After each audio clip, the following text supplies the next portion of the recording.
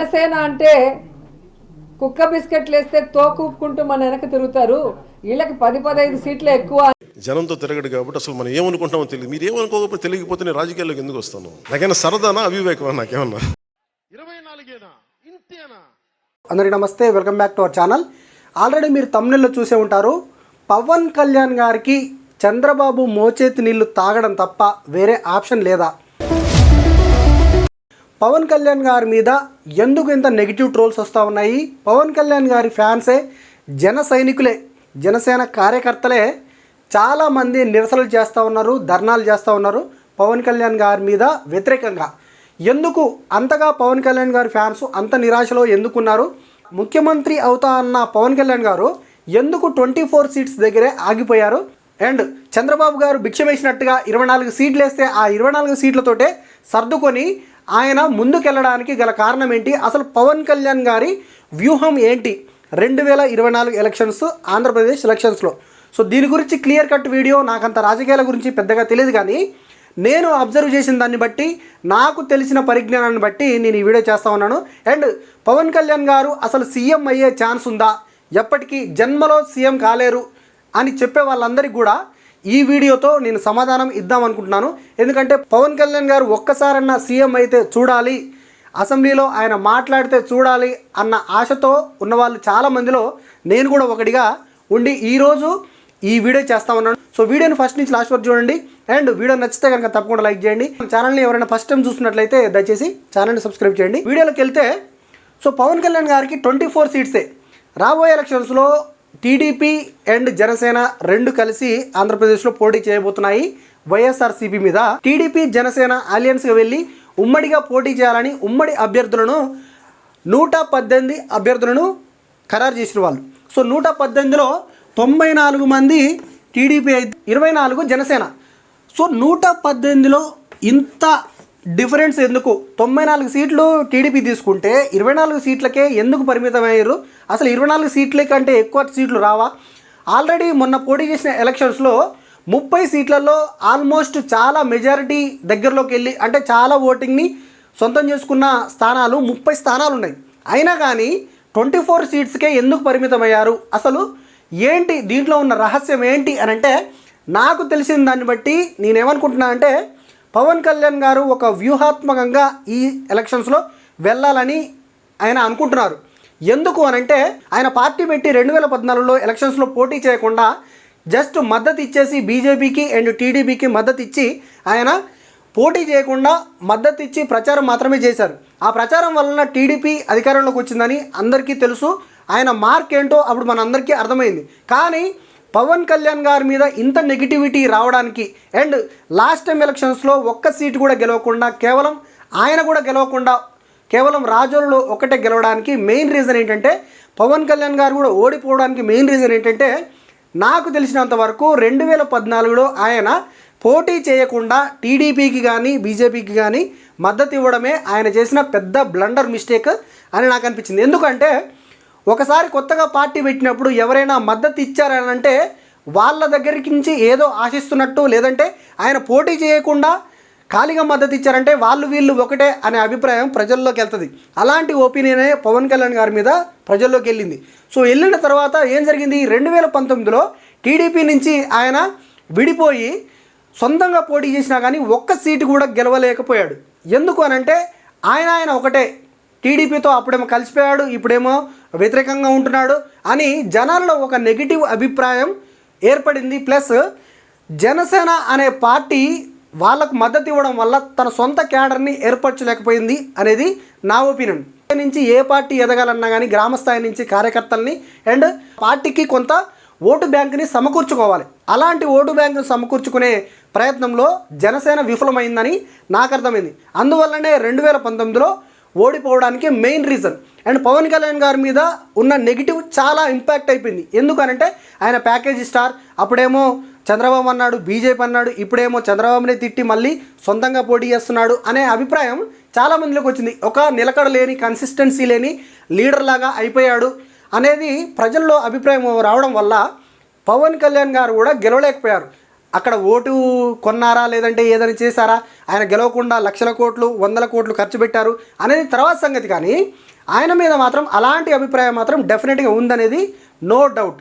దాని తర్వాత ఇప్పుడు ఏం జరుగుతుంది, ఇప్పుడు ఆయన 24 సీట్లకే పరిమితం అయిపోయి సొంతంగా పోటీ చేయకుండా, సొంతంగా పోటీ చేసే ధైర్యం చేయకుండా ఎందుకు కలుస్తున్నారు అని చాలామంది ఫ్యాన్స్లో కానీ లేదంటే కార్యకర్తలలో కానీ అలాంటి ఒపీనియన్ ఉంది. జనాలలో కూడా చాలామంది జనాలలో అలాంటి ఒపీనియన్ ఉంది.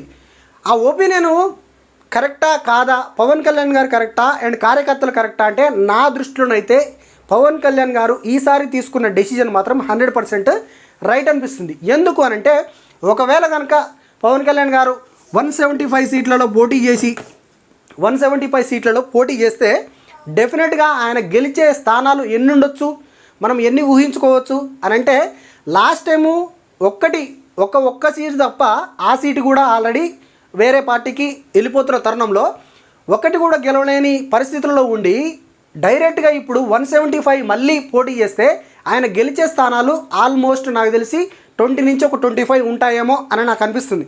ఎందుకంటే సొంతంగా చేసినా కానీ ఆ 20 నుంచి 25 వస్తే లాభం ఏంటి, మళ్ళీ ఎవరికొకరికి మద్దతు ఇవ్వాల్సిందే కదా.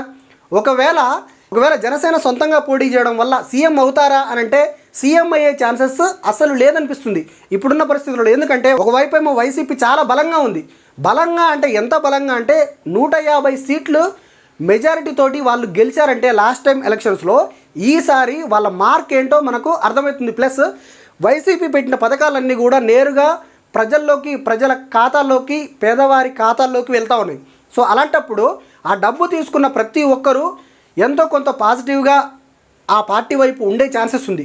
కాబట్టి వైసీపీ కూడా చాలా టఫ్ ఫైట్ ఇస్తే తప్ప వైసీపీని నెగ్గి గెలిచే ఛాన్సెస్ విడిగా పోటీ చేస్తే చాలా తక్కువ. అండ్ సెకండ్ పొజిషన్లో ఉన్న పార్టీ మాత్రం 100% టీడీపీ కానీ వైసీపీ కానీ ఉంటుంది. జనసేన 100% థర్డ్ పొజిషన్లో ఉండే పార్టీ లాగానే ఉంది ఇప్పటివరకు అయితే ప్రస్తుతానికి. రాబోయే రోజుల్లో మరింత బలపడి ఆ పార్టీ చాలా సీట్లు గెలిచి సీఎం అయ్యే ఛాన్సెస్ కూడా పవన్ కళ్యాణ్ గారికి ఉన్నాయి. కానీ ప్రస్తుతం ఉన్న పరిస్థితుల్లో మాత్రం 100% ఆయనకు ఆ ఛాన్సెస్ లేవేమో అనేది నా అభిప్రాయం.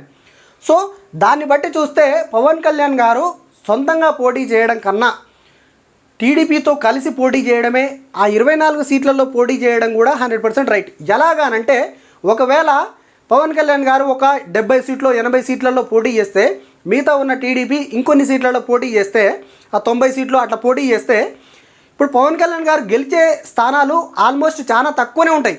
సో అలాంటప్పుడు ఈ ఓటు ఆ ఓటు చీలిపోయి వైసీపీకి అది ప్లస్ పాయింట్ అయిపోయి మళ్ళీ వైసీపీ అధికారంలోకి వస్తే ఏంటి పరిస్థితి?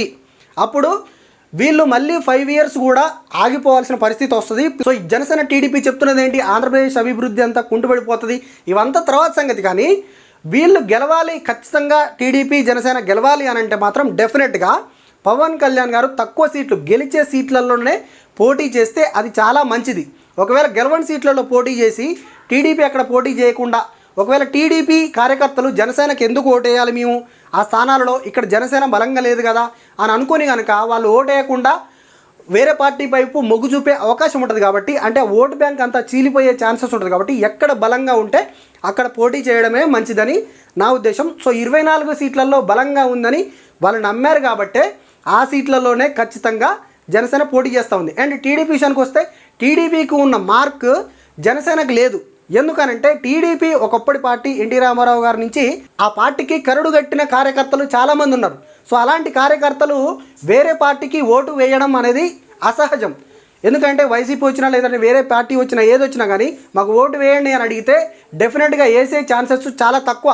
ఎందుకంటే ఆ పార్టీని నమ్ముకున్న కార్యకర్తలు అది ఓడిపోయినా గెలిచినా కానీ ఆ పార్టీకి ఓటేయాలని చూస్తారు. అలాంటి కార్యకర్తలు టీడీపీకి ఉన్నారు కానీ జనసేనకు లేరు. సో అలాంటి లేని తరుణంలో జనసేనకు ఓటు వేయాలని అనుకునే వాళ్ళు ఎక్కువగా యువకులే ఉన్నారు. సో యువకులు వెళ్ళి వాళ్ళ పేరెంట్స్ని కానీ వాళ్ళు ఓటేయడం కాకుండా వాళ్ళ పేరెంట్స్ తోటి ఓటేయడం లేదంటే వాళ్ళ రిలేటివ్స్ తోటి ఓటేయడం వాళ్ళకు వివరించి చెప్పే కార్యకర్తలు చాలా తక్కువైపోయారు అనేది నా ఉద్దేశం. అండ్ అక్కడున్న లీడర్స్ని బట్టే కొంతమంది ఫామ్ అవుతూ ఉన్నారు. కానీ జనసేన అనే బ్రాండ్ తోటి వచ్చిన కార్యకర్త, కరుడుగట్టిన కార్యకర్త జనసేనకు లేకపోవడమే పెద్ద మైనస్ పాయింట్. దానివల్లనే 2019లో ఈవెన్ పవన్ కళ్యాణ్ గారు కూడా ఓడిపోవడానికి మెయిన్ రీజన్ అదే. సో ఆయన చెప్పింది, ఆయన మాటల్లో కూడా ఆయన ఆ విషయమే చెప్పాడు. ఒకసారి వినండి ఆ వీడియో. 30-40 మంది పక్కన పెట్టండి, కనీసం నన్ను కూడా గెలిపించలేకపోయారు. కనీసం నన్ను గెలిపించున్నా కానీ బాగుండేది. పార్టీ అధ్యక్షుడే గెలవని పరిస్థితులలో ఉండి అంతగా ధైర్యం చేసి మళ్ళీ సొంతంగా పోటీ చేయాల్సిన అంత అవసరం లేదేమో అని నాకు అనిపిస్తుంది. ఒకవేళ గెలిస్తే కనుక జనసేనకు ఏంటి మరి యూజు, గెలిస్తే జనసేనకు ఏంటి యూజు అని అంటే, జనసేన అనే పార్టీ అసెంబ్లీలో ఇంతవరకు మాట్లాడింది లేదు. అండ్ జనసేన అనే పార్టీ ప్రజల్లో ఒక మార్క్ని క్రియేట్ చేసింది లేదు. జనసేన పరిపాలన ఎట్లా ఉంటుందో ఎవరికీ తెలియదు. కాబట్టి ఇలాంటి తరుణంలో జనసేనకి ఎన్నో కొన్ని సీట్లు వస్తే, ఒక 20 సీట్లు వచ్చాయనుకోండి, 20 సీట్లు అసెంబ్లీలో వాళ్ళు మాట్లాడుతూ ఉంటే పార్టీ అనేది ప్రతి ఊరికి ప్రతి పల్లెకి చేరే అవకాశం ఉంటుంది. ప్రతి నోట జనసేన అనే ఒక మాట వినిపిస్తూ ఉంటుంది. అలా వినిపించినప్పుడు కొత్త కార్యకర్తలు పుట్టుకొస్తూ ఉంటారు. అండ్ కొంతమంది ఆ పార్టీ వైపు మొగ్గు చూపే అవకాశం ఉంటుంది. అండ్ గ్రౌండ్ లెవెల్ నుంచి ఆ పార్టీని బలోపేతం చేయడానికి, కార్యకర్తల్ని బలోపేతం చేయడానికి చాలా ఆస్కారం ఉంటుంది, ఒకవేళ గవర్నమెంట్ కనుక వాళ్ళకు ఫేవర్గా ఉంటే. సో అలాంటి అవకాశం ఉన్నప్పుడు పవన్ కళ్యాణ్ గారు ఎందుకు అనవసరంగా మళ్ళీ రిస్క్ తీసుకొని సొంతంగా పోటీ చేసి మళ్ళీ ఎన్నో కొన్ని సీట్లు వస్తే దానివల్ల యూజ్ లేకుండా పోతుంది కదా అనేది జనసేన కార్యకర్తలు కూడా గుర్తించుకొని, మన పార్టీ బలోపేతం కావాలి అని అంటే డెఫినెట్గా ఈ ప్రయత్నం అనేది 100% మంచిది అనేది నా ఉద్దేశం. అండ్ పార్టీ బలపడే అవకాశం కూడా చాలా ఉంటుంది. సర్పంచ్ స్థాయి నుంచి కార్పొరేటర్లు, మున్సిపల్ కార్పొరేటర్, జెడ్పీటీసీలు ఇట్లా అనేక స్థాయిలలో జనసేన బలపడే అవకాశం ఉంటుంది. కాబట్టి డెఫినెట్గా ఇద్దరు కలిసి పోటీ చేస్తేనే మంచిది. పోటీ చేయడంలో కూడా ఓటు బ్యాంకు చీలిపోకుండా, Janasena vote bank and TDP vote bank చీలిపోకుండా వాళ్ళకేయాలా వీళ్ళకేయాలా అనే డైలమాలో లేకుండా కార్యకర్తలు ఇట్లా నెగిటివ్ ట్రోల్ చేసుకుంటూ మనోడు సీఎం కాలేకపోయాడు అండ్ మన జనసేన సీఎం అవుతా అని చెప్పేసి ఇంత 24 సీట్లలో కుక్క బిస్కెట్లు వేసినట్టుగా వేసేసి తీసుకుంటా ఉన్నాడు, ఎందుకు అంత అడకదినే స్థాయికి ఎందుకు అవసరమా మనకు అని నిరసనలు ఇవన్నీ చేసే బదులు జనసేన ఈసారి ఎలాగైనా పోటీ చేసిన 24 స్థానాల్లో గెలిచేలాగా చూసుకుంటే డెఫినెట్గా పార్టీ బలపడి నెక్స్ట్ రాబోయే రోజుల్లో నెక్స్ట్ ఎలక్షన్స్ వరకు తప్పకుండా పవన్ కళ్యాణ్ గారు సీఎం అయ్యే ఛాన్సెస్ 100% ఉంటుంది.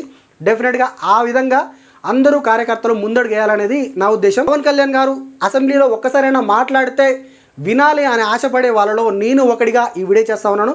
వీడియోని ఇస్తే తప్పకుండా లైక్ చేయండి అండ్ ఛానల్ని తప్పకుండా సబ్స్క్రైబ్ చేయండి. Thank you so much.